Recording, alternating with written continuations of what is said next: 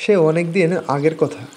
এক অভিজাত পরিবারের বড় ছেলে শিক্ষিত সুদর্শন বিদেশে গেল, সেখান থেকে নিখোঁজ হয়ে গেল। বছর দেড়েক পর তারই এলাকার এক ব্যক্তির মাধ্যমে তাকে দেশে ফিরিয়ে আনা সম্ভব হয়, কিন্তু এর মধ্যে তার মানসিক সমস্যা দেখা দিল। এরকম এক পরিস্থিতিতে ছেলের মানসিক সমস্যার কথা লুকিয়ে ছেলের বাবা ছেলেকে বিয়ে দিলেন এক মেয়ের সাথে। স্বাভাবিকভাবেই খুব অল্প দিনের মধ্যেই জানা হয়ে গেল ছেলের সমস্যা। তারপর উপরের চিত্রগুলো কাল্পনিক নয়। সেদিনেরও অনেক বছর পর এই চরিত্রগুলোর সাথে আমার পরিচয় হয়েছিল। সেদিনের সেই ছেলের বাবা এখন মৃত্যুশয্যায়। মানসিক সমস্যা নিয়ে সেই ছেলেও এখন শেষ বয়সে, মেয়েটিও এখন বুড়ি।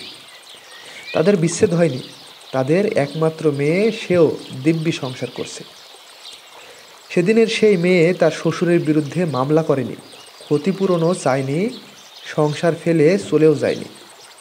মৃত্যুশয্যায় থাকা শ্বশুর নিজে খেতে পারে না, তার পুত্রবধূ তাকে খাইয়ে দেন।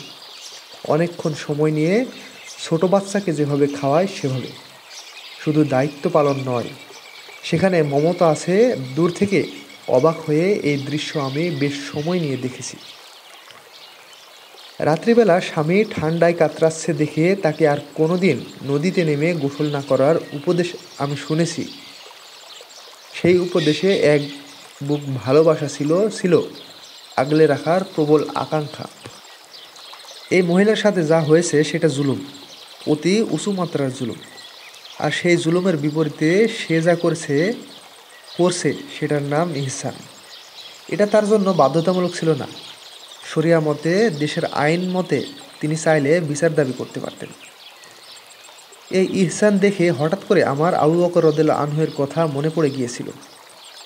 আবু বকর রাদিয়াল্লাহু আনহু-এর ইহসানের বিষয়ে রাসূল সাল্লাল্লাহু আলাইহি ওয়াসাল্লাম বলেছিলেন, এই দুনিয়াতে আমি সবার ইহসান পরিশোধ করেছি, কিন্তু আবু বকরের ইহসান পরিশোধ করতে পারিনি, কারণ তার ইহসানগুলো এমন যা স্বয়ং আল্লাহ তাআলা পরিশোধ করবেন। আমি অনেক চিন্তা করে দেখেছি, এই মহিলার সাথে যা হয়েছে সেটার যদি ক্ষতিপূরণ দেওয়া হয়, তাহলে দুনিয়ার কোন জিনিসটা দিয়ে সেটা সম্ভব? আমি জুৎসই কিছুই খুঁজে পাইনি। আল্লাহ যদি মানুষের আমলের পায় করে হিসাব নেন, তাহলে কিয়ামতের দিন আমরা সবাই আটকে যাব। যদি দুনিয়ার বিচারের নিয়মে আখিরাতেও আমাদের বিচার হয়, তাহলে আমাদের বাঁচার কোনো উপায় নেই।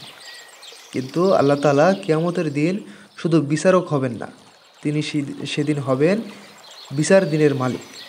পুরো বিচার ব্যবস্থাটারই মালিক তিনি। সেদিন আমাদের ইহসানগুলো অন্য মাত্রা পাবে। আমাদের ইহসানগুলোর জন্যই আল্লাহর কাছে এক একজনের অবস্থান এক এক রকম হবে। এজন্যই আবু বকর রাদিয়াল্লাহু আনহু নবী রাসূলগণদের পর সর্বপ্রথম জান্নাতে প্রবেশ করবেন। আমরা যদি সব হিসেব এই দুনিয়াতেই চুকিয়ে ফেলি, তাহলে আখিরাতের জন্য কি রাখলাম? যারা জান্নাতুল ফেরদৌসের বাসিন্দা হতে চায়, যারা চায় আখিরাতে তাদেরও একটি বাড়ি হোক, লাল নীল হীরার বাড়ি, যারা চায় তাদের প্রতিবেশী হোক রাসূল সাল্লাল্লাহু আলাইহি ওয়াসাল্লাম, আবু বকর, উমরেরা, তারা অবশ্যই অন্যদের থেকে আলাদা। তাদের ক্ষমা আলাদা, তাদের প্রতিশোধ আলাদা, তাদের রাহমা আলাদা, তাদের স্বপ্ন আলাদা। আল্লাহ যেন আমল দিয়ে আমাদেরকে আর 10 জন থেকে আলাদা করে দেন। আল্লাহ যেন আমাদের ভুলে ভরা এই আমলগুলো কবুল করেন। আল্লাহ তাআলা যেন দয়া করে তার জান্নাতে আমাদের একটু ঠাঁই দেন। আমিন।